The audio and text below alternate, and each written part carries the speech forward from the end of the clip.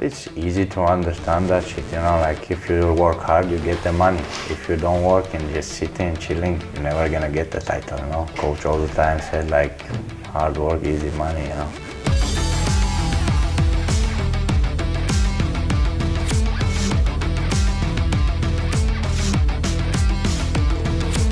Somebody guys saying, oh, it's not too hard and too much and you get surgery and this shit, you know, like, for me it's better get surgery and lose my fight, you know. Better hurt in the gym and not hurt in the fight. You're not them, and that's why you will never be anything, if that's insane. What's insanity is the reality of legends. We want to take the belt at welterweight first, and then, of course, move up. And when we get the second belt, then we're gonna aim for something else.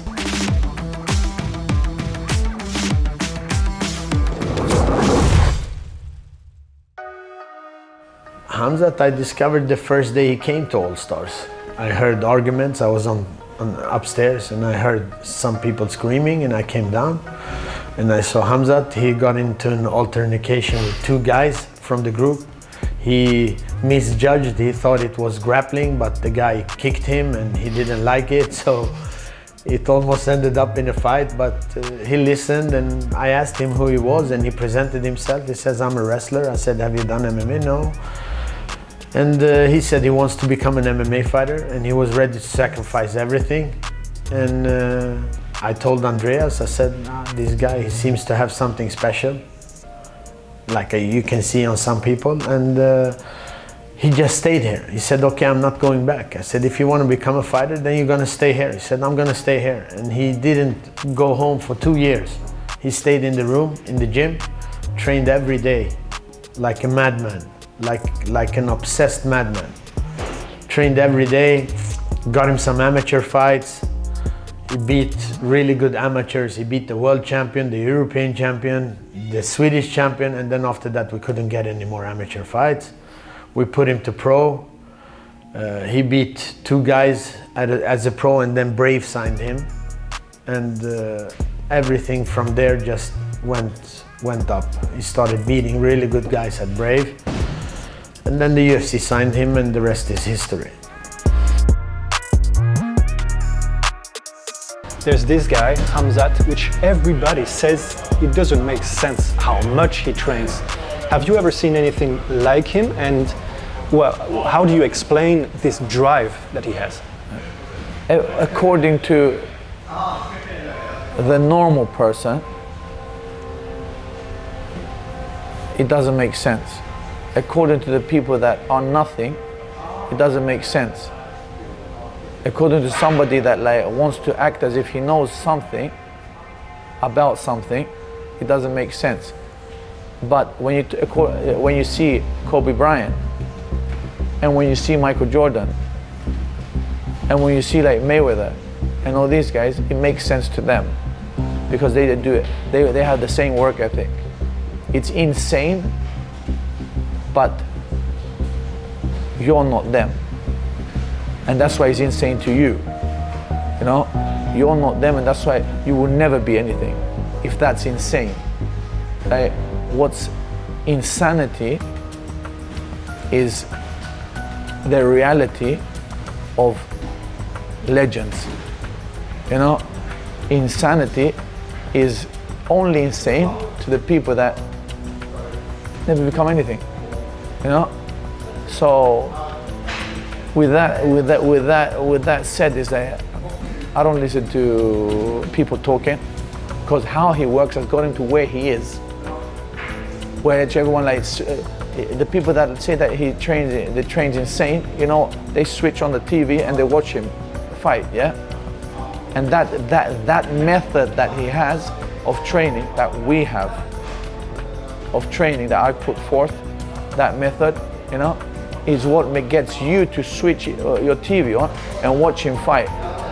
So how can you say like that it's too much when you're the one when you're a fan, when you're reading his articles, when you're following everything that he does, you know, because of the way that he is and what he's done.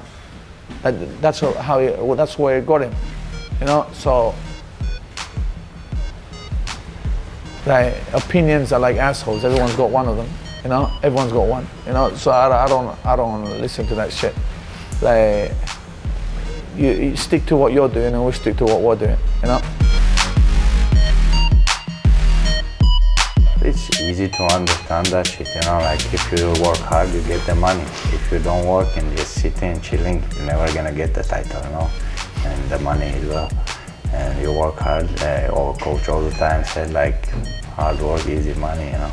No, it's for everyone is like that, like when you just from one session to jump to 4 session, you know, like it's different. Your body don't understand, like you get the shock and 1 week you can like 1-2 weeks painful, like go on this, and then your body start to slowly come in these training sessions, you know, like we do, and just getting better and better and working on that. Is it something that you can still make progress on your conditioning, or you can literally not train harder? If like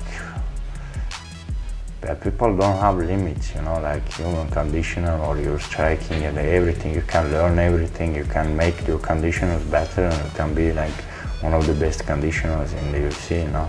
That's why I'm working hard, my striking, my wrestling, my grappling, and my conditioner. We work on like 4 or 5 sessions, like for conditioner and physical, and every week somebody guys saying, oh, it's not too hard and too much, and you get surgery and this shit, you know, like for me it's better get surgery and lose my fight, you know. It hurts more when you lose the fight, you know, and it's better hurt in the gym and not hurt in the fight.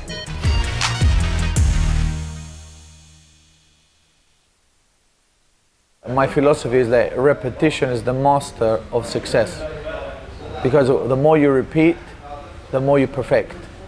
I've never seen anyone like do something 10 times and become a master of it.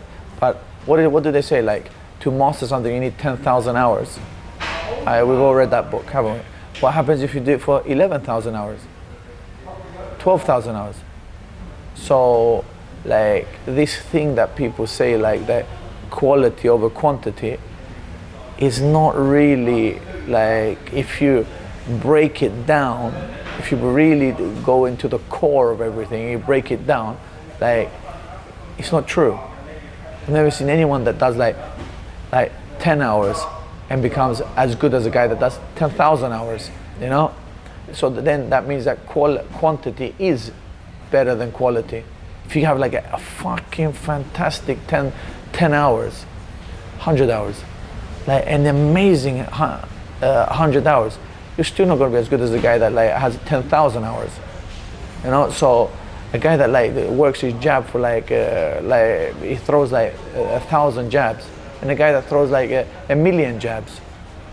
So it's people want to hear what they want to hear, so they don't put in the time and the effort, you know. And they say here is not the place to be like that.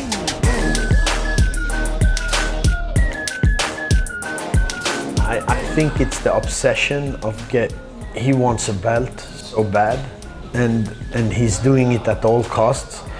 And I know a lot of people talk about this thing with overtraining and stuff. Of course, I'm also a little bit sometimes like, you need to slow this guy down, you need to slow him down.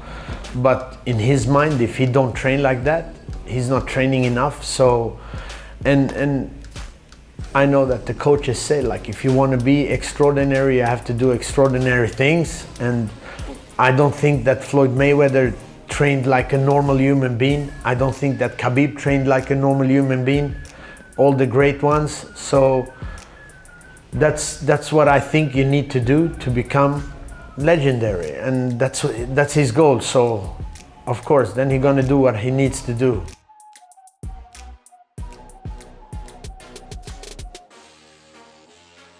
Where do you want to be, like at the end of your career? Everything goes right. How do people remember Khamzat Chimaev? Like that guy who never been before, you know, in the UFC, and like make histories, and like I did it from the beginning, just full on that. I did like 4 fights and fight for the guy, like full number was 2 and 3, I don't remember which angle he was. I win against him. I was thinking about like Nate Diaz, but I said yes, but don't hear so much about me, guy. Just Twitter the fighters, like just tweet, and I get tired of that shit. Now I stop the media and just training. So from day one, we went to the UFC. When we took the fight on 10 days notice, I think, the thing we said is, are we here to become average, fight 1, 2 times, 3 times a year, or are we here to do something that nobody has done before? And we agreed that we're going to do something that nobody has done before. So that's the mentality we're going to keep having. We have a plan, we have a structure, and we want to take the belt at welterweight first, and then, of course, move up. And when we get the second belt, then we're going to aim for something else. I'm not worried for him fighting light heavyweights or heavyweights. That's what he does every day. He trains only with them. So his body is used to this. Not like other welterweights. There is several welterweights in the gym. I can't put them to do full sparring with Volkan, with Ilir, with Alex and these guys. I can't, but with Khamzat I can. His body is used to that. That's why some people, they don't understand, but he can handle that type of weight. And so, yeah, we're aiming for something big. We'll see, only time will tell. Have you ever said no to a fight? No, I never choose my fight opponents or something. I want to fight. I'm the fighter. If you're the real fighter, you have to just fight. If you think you're best in the world, then fight everyone. You want to hear a funny story? And this is about Volkan.